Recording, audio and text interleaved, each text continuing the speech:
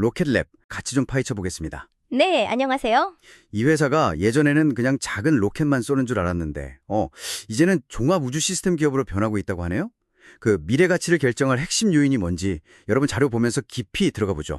네, 오늘 자료들을 보면 로켓랩의 그 핵심 전략이 잘 드러나 있습니다.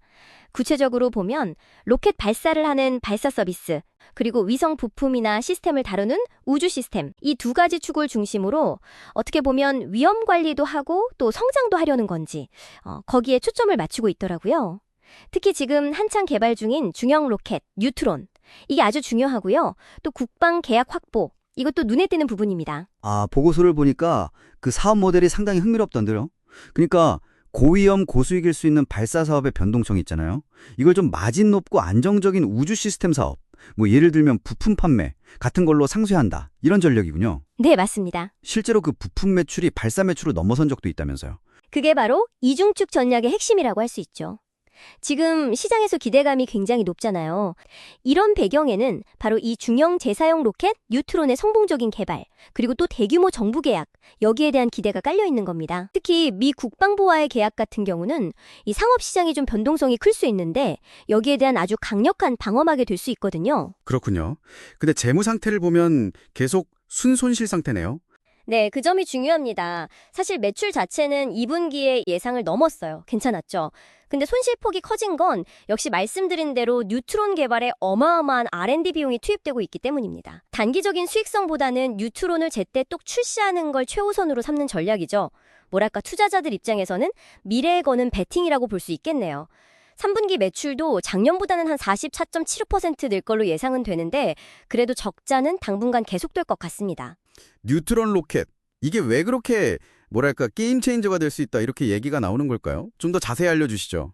뉴트론은 로켓랩을 그냥 소형 발사체 시장에 머무르게 하는 게 아니라 훨씬 더 큰 시장, 그러니까 메가 컨스텔레이션 배치라던가 아니면 더 나아가서 심우주 탐사까지 가능한 중형 발사체 시장에 정말 핵심 플레이어로 만들 잠재력이 있거든요. 기술적으로도 이게 되게 흥미로운데요. 일단 로켓이 발사 지점으로 그냥 돌아와서 착륙하는 완전 재사용 RTLS 방식이에요. 네, 발사 지점으로요? 네, 그리고 더 독특한 건 그 위성 덮개, 페어링이라고 하잖아요. 그것까지 1단에 딱 붙어서 같이 돌아와서 재사용되는 캡티브 페어링 설계가 특징입니다. 다른 회사들은 그 페어링 회수하는데 꽤 애먹는 걸로 아는데 이게 기술적으로 엄청난 혁신인 건 맞네요. 근데 혹시 이런 설계 때문에 뭐 다른 어려움이나 감수해야 할 부분은 없을까요? 물론이죠. 새로운 설계에는 언제나 도전 과제가 따르기 마련입니다. 구조가 좀 복잡해진다거나 무게가 늘어날 수도 있고요. 이런 부분들은 당연히 극복해야 할 문제죠. 하지만 이게 만약 성공한다면 페어링을 회수하려고 배를 띄우거나 하는 별도 작업 없이 운영을 단순화시키고 재발사 간격을 정말 획기적으로 줄일 수 있다는 장점이 너무 큽니다. 그리고 뉴트론에 들어가는 아르키메데스 엔진도 좀 특별한데요. 정확한 지점에 착륙하기 위한 제어 능력에 이게 필수적이라고 할 수 있습니다. 그렇군요. 엔진 기술까지 혁신적이네요. 한편으로는 이미 70번 넘게 쏘아 올린 일렉트론 로켓이라는 아주 든든한 경험치도 있잖아요. 소형 발사 시장에서는 이미 강자고요. 맞습니다.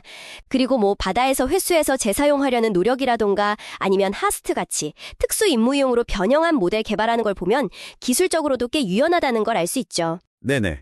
그리고 또 다른 핵심 축, 우주 시스템 사업부 SSD의 성장이 정말 눈부시네요. 미 우주군 USSF로부터 5억 1,500만 달러, 우리 돈으로 하면 얼마죠?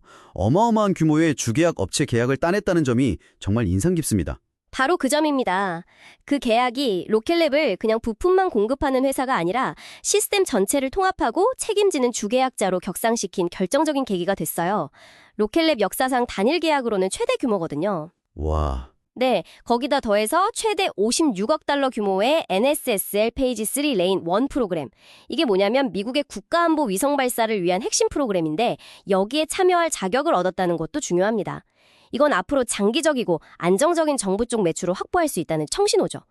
결국 이 SSD 부문이 아까 말씀드린 뉴트론 개발에 들어가는 막대한 재정적 부담을 좀 완화시켜주는 핵심 동력인 셈입니다. 결국 들어보면 로켓랩은 이제 자기들 부품으로 위성 만들고 그걸 또 자기들 로켓으로 쏘아 올리고 심지어 운용까지 다 할 수 있는 말 그대로 풀스택 우주기업으로 나가고 있는 거군요. 네, 그렇죠. 수직 통합을 제대로 하려는 거죠. 자, 슬슬 정리해볼까요?